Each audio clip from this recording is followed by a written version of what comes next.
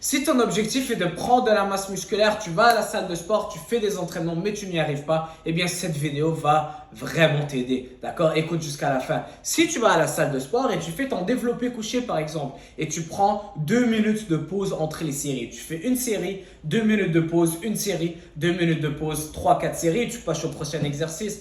Une série, 2 minutes de pause, 2 à 3 minutes. La plupart du monde font ça. Mais si ton objectif est la prise de masse musculaire, cette façon de t'entraîner n'est pas l'idéal, n'est pas optimale. D'accord? Quelque chose de très négligé ces temps-ci dans nos entraînements sont les super séries.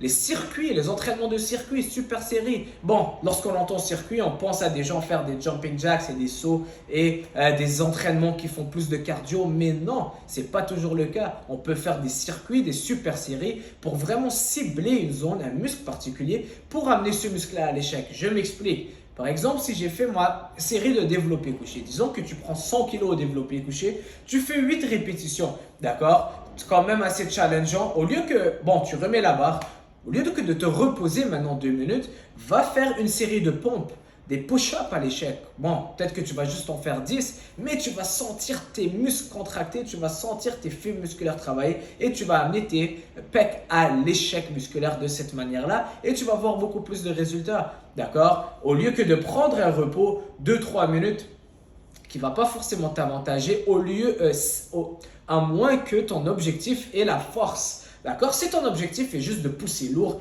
et de mettre 100 kg, 200 kg sur la barre et de travailler la force, c'est quelque chose d'autre. Mais si ton objectif est la prise de masse musculaire, on s'en fout du poids. Peut-être que la deuxième série, après que tu aies fini les pompes, tu vas mettre moins de charge sur le développé couché. Mais ce n'est pas grave. La charge est juste un outil pour t'aider à atteindre un résultat. D'accord? La charge est juste un outil pour t'aider à amener tes muscles à l'échec.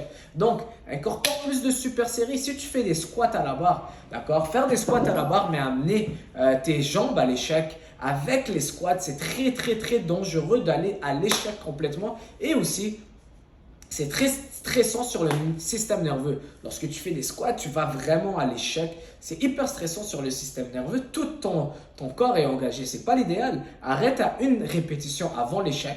Mais maintenant, au lieu que de prendre 2-3 minutes de repos à rien faire puis regarder le ciel, eh bien, fais des fentes. D'accord? Fais des fentes. 15 à 20 chaque jambe par exemple. Si normalement tu aurais pu en faire 50, là tu vas juste faire 15 fentes et tu vas sentir tes quadriceps en feu. Tu vas sentir tes muscles vraiment travailler et à l'échec musculaire, mais sans forcément que ça soit très stressant sur ton corps. Et c'est de même que tu vas avoir de meilleurs résultats. Tu vas bien travailler tous les fibres musculaires, bien les engager, bien travailler tes jambes sans forcément trop stresser ton corps et sans prendre des minutes de repos. D'accord? Arnold, tout le monde aime le corps d'Arnold. Eh bien, vous savez ce que Arnold disait lorsqu'il faisait ses épaules? Il finissait les presses à épaules. Directement après, il baissait la charge. Pas de repos. Il baissait la charge, il continuait à faire ses presses, il baissait la charge jusqu'à temps qu'il ne pouvait plus. Il prenait le poids qu'il avait, donc ses épaules étaient en feu, il se levait, il faisait des élévations latérales. Après avoir fini, il faisait les élévations vers l'arrière pour travailler l'arrière des épaules. Donc imaginez-vous toutes les séries qu'il a fait sans même prendre des repos. Il disait qu'à la fin, ses épaules étaient en feu, mais c'est comme ça qu'il choquait le muscle et qu'il voyait des résultats. D'accord? Et si tu veux prendre de la masse musculaire, tu dois t'entraîner comme un bodybuilder. On s'en fout de la force. D'accord? Prends 3-4 minutes de repos pendant tes séries, ça ne va pas t'aider. D'accord? Si ton objectif est l'hypertrophie, tu vas amener ton muscle à l'échec et tu ne veux pas trop te reposer entre les séries. Donc, finis ta série de développé couché par exemple. Boum, fais des pompes à terre.